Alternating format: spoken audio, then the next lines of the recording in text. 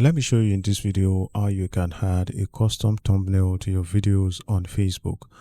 And now the first step in the process is to come to business.facebook.com and then click on create reel and then come to the video upload section. So the next thing is to click on video and then select your video from your device. Once the video has been uploaded, just scroll down to thumbnail and you should see the option to upload a custom image as your thumbnail. So if you go and click on this upload image and select upload image, you can pick the image or the graphics that you have earlier designed as your thumbnail and click on open. So that way you have successfully added a custom thumbnail to your video on Facebook.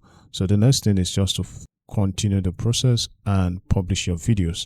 Now, if you want to do this for an existing video on your Facebook page, what you need to do is come to the menu right here, click on content, discard this and go to content, and then find the video that you want to add a custom thumbnail to on your list of videos.